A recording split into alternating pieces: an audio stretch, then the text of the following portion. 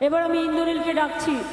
আমার আদিবাসী ভাই বোনেরা তারাই ধামসা মাদল বাজায়, তারাই অনেক কাজকর্ম করে, কিন্তু আজকে আমি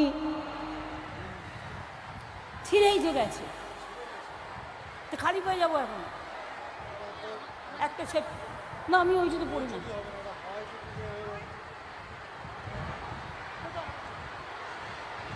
না, নিয়ে আসতে হবে না, পাবে না। ঝাড়গ্রামের গোপীবল্লভপুরে দলীয় প্রার্থী কালীপদ সোরেনের সমর্থনে সভা করছিলেন রাজ্যের মুখ্যমন্ত্রী মমতা বন্দ্যোপাধ্যায়। হঠাৎই একদম সভার শেষ লগ্নে ঘটে গেল বিপত্তি। মুখ্যমন্ত্রীর পায়ের চটি গেল ছিঁড়ে। ব্যাস, ভাষণের মাঝে হঠাৎই এভাবে চটি ছিঁড়ে যাওয়ায় প্রকাশ্যে বিরক্তি প্রকাশ করেন মুখ্যমন্ত্রী। সেফটি পেন দিয়ে তা লাগিয়ে নেবেন বলেও জানান। তবে দেহরক্ষীরা তাকে নতুন চপ্পল এনে দিতে চাইলেও রাজি হননি মুখ্যমন্ত্রী। মাইকেই মঞ্চে উপস্থিত অন্যান্যদের বলতে শোনা যায়, মুখ্যমন্ত্রীকে ছিঁড়েই তো গিয়েছে, আমি কি খালি পায়ে যাব এখন? তৎক্ষণাৎ অন্য একজন নিজের জুতো খুলে মমতাকে দিতে চান, কিন্তু তা নাকচ করে দিয়ে মমতা বলেন, না, ওই জুতো আমি পরি না। এরপরই মঞ্চে মমতার কাছে গিয়ে তার দেহরক্ষী নতুন জুতো নিয়ে আসার কথা জানান। মমতা তাকেও না করে দেন, বলেন, না, এখন কিছু নিয়ে আসতে হবে না, এখানে পাবে না, কোথা থেকে নিয়ে আসবে? মঞ্চে তখন মুখ্যমন্ত্রীকে ঘিরে যাকে বলে রীতিমতো ব্যস্ততা। নিরাপত্তা রক্ষীরা ছাড়াও রাজ্যের মন্ত্রী মানস ভূঁইয়া, ইন্দ্রনীল সেন সহ আরও অনেকে ছিলেন। তারপর মাইকে মমতা আবার বলেন, ইন্দ্রনীল, তুমি সেট তৈরি করো, আমার জুতোটা ছিঁড়ে গিয়েছে, আমি সেফটি পিন লাগাই। জুতোর আসলে কোনো দোষ নেই, হাঁটতে হাঁটতে ছিঁড়ে গিয়েছে, ওর কোনো দোষ নেই।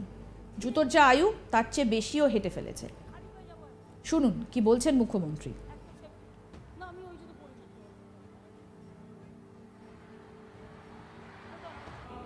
কিন্তু আজকে আমি ছিঁড়েই যে গেছে, খালি পেয়ে যাবো এখন একটা সে না, আমি ওই জন্য পড়ি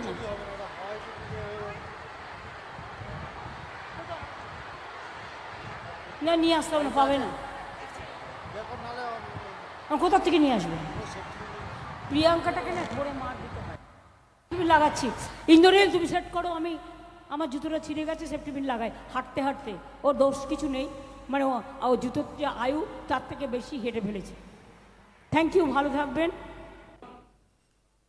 যদিও পরে তিনি ইন্দ্রনীল সেনের গানের তালে আদিবাসী মহিলাদের সঙ্গে মঞ্চের নৃত্যে অংশ নেন। 2014 সালে জেতা আসন ঝাড়গ্রাম, 2019 সালের ভোটে হাতছাড়া হয়ে যায় তৃণমূলের। গোপীবল্লভপুরের জনসভায় সে কথাই মনে করিয়ে মমতা দাবি করলেন, প্রধানমন্ত্রীর ভাষণে ভরসা করে ভোট দিয়েছেন ঝাড়গ্রামের মানুষ, তারপর কিছুই করেনি বিজেপি।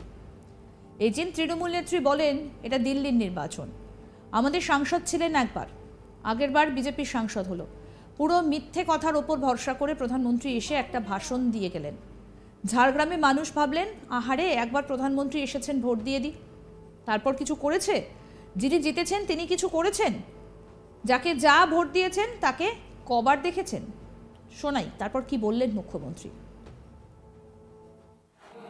আজকে দিল্লির ইলেকশন, গতবারও আপনারা জানেন উমা সোরেন আমাদের এমপি ছিল একবার, তারপরের বার, আগের বার বিজেপি এমপি হলো। পুরো মিথ্যে কথার উপর ভরসা করে প্রধানমন্ত্রী এসে একটা ভাষণ দিয়ে দিল, আর ঝাড়গ্রামের মানুষ ভাবলেন, আহারে, একবার প্রধানমন্ত্রী এসছে, ভোট দিয়ে দিই। তারপরে কিছু করেছে? যিনি জিতেছিলেন তিনি কিছু করেছেন? তাকে কবার দেখেছেন? তাকে কবার দেখেছেন? বাংলা বুঝতে পারেন না আপনারা? না, অসুবিধে হয় মা বোনেরা, বাংলা বুঝতে অসুবিধে হয়।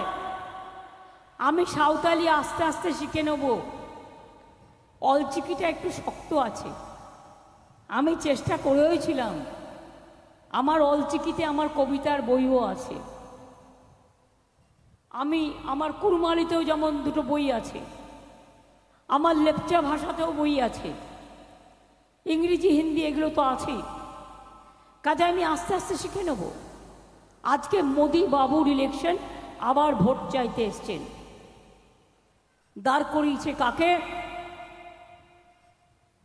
আর একজন ডাক্তারকে। ডাক্তার তোমার সরণে ছিল তো, ডাক্তার থেকে তিনি কেন ডাক্তারিটা না করে তিনি স্টাডি লিভে চলে গিয়েছিলেন। আশ্চর্যের বিষয়, ডাক্তার হবে প্রথমে, তারপরে ছুটিতে চলে যাবে। তাহলে লোকাল লোক সার্ভিসটা কোথায় পায়? পায় না। আমি শুনলাম কোর্টে গিয়ে কেস করেছে। কেন না, তো আমরা বলেছিলাম তুমি যদি ভোটেই দাঁড়াও তা তুমি এলাকায় ডাক্তার নেই, ডাক্তারের কাজটা করবে না কেন? তোমাকে তো এটা দেখে চাকরিতে দেওয়া হয়েছিল যে তুমি ডাক্তারিটা করবে। ডাক্তার হয়েই 4 বছর পড়তে যাবে।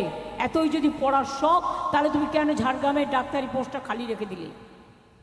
এতে মানুষের কষ্ট হয় কি না? একজন ডাক্তার দিলাম, সে যদি চলে যায়, তাহলে সেই জায়গাটায় মানুষ সুবিধে পায় কোথার থেকে? আমি জানতাম, আমি যদি ইচ্ছে করতাম, কোর্ট কেসে যা রায় দিয়েছে আমি এটা নিয়ে কিছু বলতাম না, কিন্তু আমি সরকার থেকে ক্লিয়ারেন্স না দিয়ে আটকে দিতে পারতাম, কিন্তু আমি এটা করিনি। তার কারণ আমি চাইছিলাম লোভ যখন খুব বেশি, আরেকটু লোভ করে ঘুরে আসুক, আরেকটু বিজেপির থেকে টাকা পয়সা নিয়ে আরেকটু টাকা পয়সা করে আসুক। আমার দরকার নেই সব লোকেদের। আমি চাই না, আমি চাই ডেডিকেটেড ডাক্তার, যারা টাকা পয়সা নয়, যারা লোভ নয়, যারা মানুষের সেবার জন্য কাজ করে, দিন রাত মানুষকে সুস্থ করে তোলে।